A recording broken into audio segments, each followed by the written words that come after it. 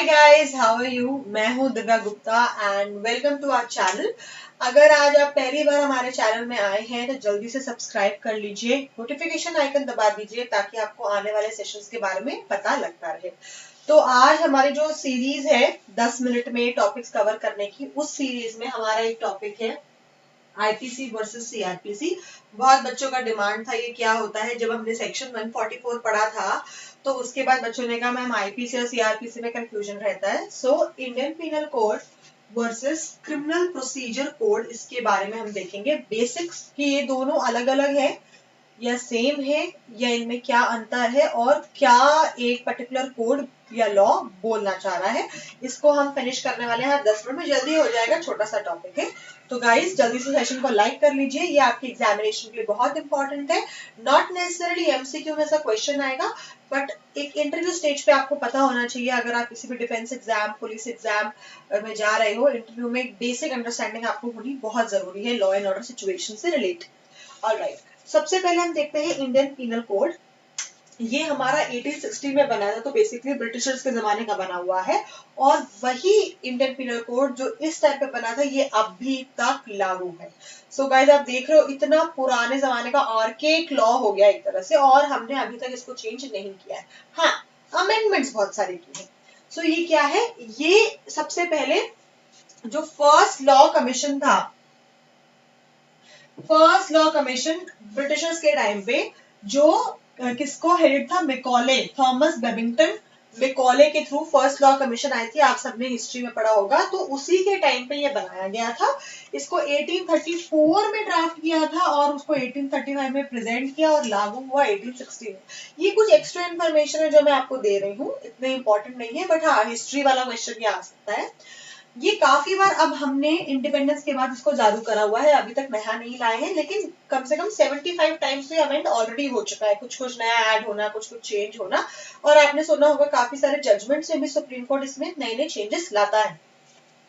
Jurisdiction extends to whole of India, ये पूरे India में लागू होता है। ये मैंने स्पेसिफिकली इसलिए लिखी है क्योंकि पहले जम्मू कश्मीर में ये लागू नहीं था। जब से जम्मू कश्मीर हमारे एक यूटी में कन्वर्ट हो चुका है, जम्मू कश्मीर लद्दाख, तब ये पूरी तरह उसमें भी लागू है। ठीक है, पहले उसमें लागू नहीं था क्योंकि उनका एक अलग अपना संविधान था। ऑलराइट, अब ये क्या है, बेसिकली ये हमारा ऑफिशियल क्रिमिनल कोड है। क्रिमिनल कोड का मतलब कि भाई व्हाट इज क्राइम। अगर आपको देखना है कि इस बंदे ने ये जो काम करा है ये क्राइम है या नहीं है, तो आप यहाँ पे देखेंगे। फिर आपको यहाँ पे ये भी दिखेगा, अच्छा ये क्राइम है, अच्छा इस क्राइम की पनिशमेंट क्या है, वो आपको यहाँ दिखेगी। मतलब ये डिफाइन करेगा हर क्राइम को और उसके लिए पनिशमेंट प्रोवाइड करेगा। फॉर एग्जाम्पल आपने मर्डर किया तो आप देखोगे भैया मर्डर क्राइम है और मर्डर की कितने पनिशमेंट है वो आपको इस आईपीसी में मिलेगी, इस कोड में। इसमें कम से कम 23 चैप्टर है जिसके अंदर 511 सेक्शन है, तो बहुत ह्यूज है। हमें इतना डिटेल में हम नहीं जा रहे हैं पढ़ने। जब आप लोग ट्रेनिंग में जाते हैं, जो भी डिफेंस फोर्सेस पुलिस की आप जब ट्रेनिंग करते हैं, तो आपको ये सेक्शंस पढ़ाए भी जाते हैं। आईपीसी सीआरपीसी आपको तब पढ़ाया जाएगा, इसलिए अभी इतना पढ़ने की जरूरत नहीं है। तो जस्ट एक बेसिक समझ लीजिए ये क्या करता है। बेसिकली हमारा क्रिमिनल कोड है। नाउ कमिंग टू सीआरपीसी क्या है, सबसे पहले full form code of criminal procedure. ठीक है, अब देखिए वैसे तो ये 1973 है। 1973 मतलब आजाद भारत, मतलब हमारे पार्लियामेंट ने बनाया है, लेकिन ये भी ब्रिटिशर के जमाने का है। इन द सेंस 1861 में ये भी आया था जिसको हमने कुछ साल चलाया अपनी आजादी के बाद, लेकिन फिर 1973 में हमारा पार्लियामेंट इसको एक नया लेके आ गया। लेकिन अगेन 73 भी बहुत पुराना है, हमें दोनों आईपीसी और सीआरपीसी चेंज करने की जरूरत है। और उनके ऊपर काफी discussions already ministry of home affairs में चल भी रहे हैं और जल्दी उसका बिल भी आएगा। एक बार भी आया था लेकिन वो पास नहीं हो पाया। डेफिनेटली अभी इसके ऊपर डिस्कशंस बहुत सारे चल रहे हैं, स्टेट्स यूटी सबसे इनपुट्स मांगे जा रहे हैं और इसमें आने वाले वक्त में हम जरूर बदलाव देखेंगे। सो सीआरपीसी डिटेल करता है, ये details the procedure for investigation. Procedure की बात कर रहे हैं हम, प्रोसीजर क्या होता है। ठीक है, अब ये प्रोसीजर का मतलब जैसे कि अगर आपने किसी को क्रिमिनल को पकड़ा तो उसको किस तरह कोर्ट में ले जाना है। जैसे कि उसमें बोला होता है कि 24 घंटे के अंदर मैजिस्ट्रेट के सामने आ जाना चाहिए वो। ठीक है, तो ये हो गया presenting the criminals before the court of law, कितना टाइम लगेगा, excluding the time of travelling, कितना आप उसको जेल में रख सकते हो, फिर आपको मैजिस्ट्रेट को दिखा के बेल मिलेगी, किस तरह की बेल मिलेगी, उस बेल के अंदर क्या होता है, किस तरह FIR फाइल होगी, किस तरह चार्जशीट लगेगी, मतलब जो पूरा प्रोसेस है ना वो, कलेक्शन ऑफ एविडेंस, कैसे डिटरमाइन करेंगे कि वो बंदा गिल्टी है या इनोसेंट है, ओके, आप उस पे क्या क्या पनिशमेंट्स या पेनल्टीज उस पे लगाएंगे, मतलब इस धारा के तहत ये है, इस धारा के तहत वो, सब कुछ जो प्रोसीजर है वो ये फॉलो करेगा। नाम देखिए यहाँ पे वर्ड बड़ा बड़ा लिखा है प्रोसीजर, इससे आपको याद करने में आसानी होगी। आगे मैं दोनों को कंपैरिजन भी करूंगी, एग्जाम्पल भी दूंगी। ये भी बताता है कि भाई कौन सा कोर्ट के पास कितनी ताकत है क्राइम के लिए, मतलब क्राइम डिफाइन हुआ आईपीसी में, ठीक है। अब यहाँ पे ये बताएगा कि कौन से कोर्ट छोटे से ऊपर तक किसके पास कितनी ताकत है कौन से क्राइम के लिए जजमेंट देने की या पनिशमेंट देने की। तो कोर्ट्स की पावर भी ये डिसाइड कर रहा है, क्योंकि वो प्रोसीजर का पार्ट आ जाता है। लिमिट, हर सेट लिमिट दी हुई है कि भैया ये वाला कोर्ट इतना सेंटेंस दे सकता है, छोटा कोर्ट इतने 3 साल तक की सजा देगा, 7 साल तक की सजा देगा, डेथ पेनल्टी दे सकता है, नहीं दे सकता है, हर एक की अपनी अपनी पावर्स है। वो ऑफ कोर्स सुप्रीम कोर्ट हमारा टॉप का कोर्ट है, एपेक्स, और उसके पास सारी पावर है, अल्टीमेट पावर है, और इसमें भी कुछ 484 सेक्शंस और 37 चैप्टर्स है। गाइस सेक्शन और चैप्टर्स बस मैं एक एडेड इंफॉर्मेशन की तरह बता रही हूँ, आपको ये याद नहीं करना, ठीक है। सो ये हुआ प्रोसीजर। अब आई एम श्योर आप लोग कंफ्यूज हो रहोगे, मैम तो डिफरेंस क्या है, दोनों ही क्राइम के बारे में बात कर रहा है, राइट। सो इन दोनों का मेजर डिफरेंस देखते हैं। आईपीसी, इसमें हमें पता लगेगा what punishment to give, crime पता लगाया और उसको क्या पनिशमेंट देंगे, और सीआरपीसी जो प्रोसीजर वाला था कि वो पनिशमेंट कैसे देंगे, हाउ, क्या प्रोसीजर है, मतलब इम्पोजिशन होना और implementation. I will give you an example. Suppose एक चोरी हुई, आप उस चोर को पकड़ के पुलिस स्टेशन ले गए, ठीक है। अब पुलिस वाला क्या करेगा, दोनों बुक्स खोलेगा, सीआरपीसी आईपीसी। आईपीसी में उसको पता लगेगा अच्छा चोरी की है, चोरी की सजा इतनी, ठीक है। ऑफ कोर्स वो फिर मैजिस्ट्रेट बताएंगे, जज बताएंगे फाइनली, पुलिस वाला तो आपको नहीं सुना सकता, लेकिन फिर वो सीआरपीसी भी खोलेगा।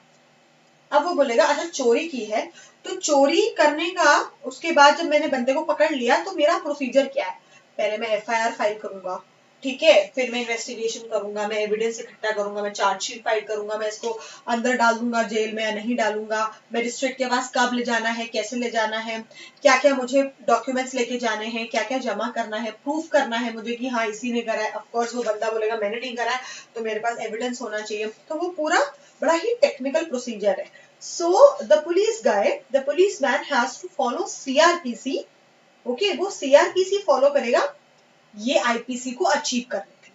मतलब सीआरपीसी के थ्रू आप एक क्रिमिनल को वहां तक पहुंचाओगे जिससे आईपीसी उसको पनिशमेंट दे सके। तो जो पूरा प्रोसीजर है वो सीआरपीसी है, अल्टीमेटली आईपीसी तक हम पहुंचते हैं और वहां पे उसको सजा सुनाई जाती है, ठीक है। तो कोर्ट्स का भी काम है कि कौन सी कोर्ट कितने मेजर पनिशमेंट दे सकती है, कितने बड़े क्राइम को कौन सी कोर्ट देख सकती है, कोर्ट मैजिस्ट्रेट्स के पास कितनी पावर है, सेशन कोर्ट में कितना आएगा, हाई कोर्ट में कितना जाएगा, वो सब भी इसके अंदर है। पुलिस को क्या करना है, कैसे FIR फाइल होगी नहीं होगी, कैसे आपको एविडेंस इकट्ठा करना है, क्या क्या इकट्ठा करना है, अगर वहां पे गड़बड़ हुई प्रोसीजर में तो बंदा निकल गया हाथ से, फिर वो कोर्ट बोलेगी अरे तुम तो प्रोसीजर ही फॉलो नहीं किया, तो निकल जाओ हाथ से, कोई तुम्हारे ऊपर कोई क्राइम नहीं है क्योंकि पुलिस ने ही गलत काम करा। तो बड़ा ही टेक्निकल प्रोसीजर है गाइस ये, ठीक है। तो यही डिफरेंस है, दोनों ही क्राइम से रिलेटेड है, ठीक है।